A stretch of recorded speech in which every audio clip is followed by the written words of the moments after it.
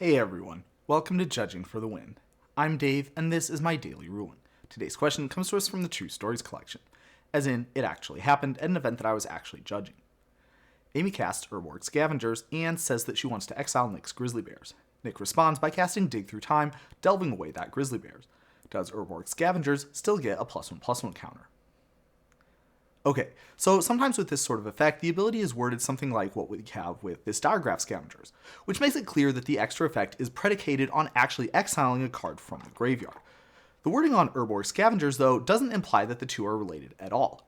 This maybe has Amy a little bit excited, especially if you play something like Grimgrin, which has a similar wording on its attacking ability. Then you might know that even if the creature the defending player controls doesn't actually get destroyed, for example, if it's indestructible or if it regenerates, even in that case, you still would get to put a +1/+1 counter on the Grimgrin. On the other hand, you might also know that if the defending player doesn't have any creatures, or if they sacrifice the one that you targeted, that would mean that you don't get the +1/+1 counter.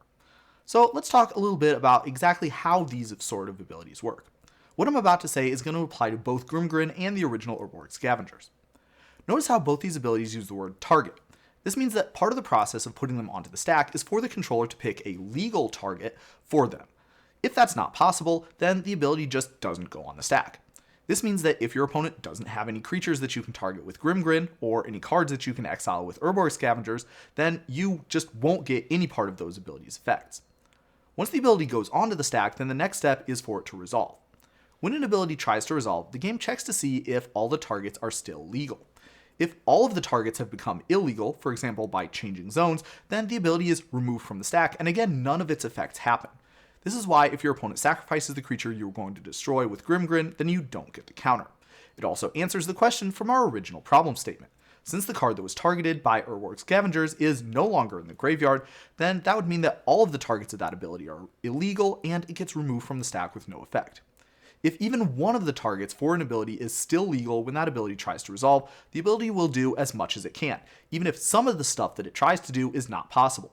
This explains why if you use Grimgrin's ability on an indestructible creature, or if the targeted creature regenerates, you still will get the counter. Unfortunately, I couldn't think of a way to illustrate how this applies to the Urborg Scavengers using existing cards, but if they printed something like this, which would have the ability to have the card stay in the graveyard without the target becoming illegal, then that would mean that you would get the counter on Urborg Scavengers, even though the card wasn't exiled. But that's all I have for you today. How did you do? Join me again next time for another daily ruling, but until then, I hope you have a great day.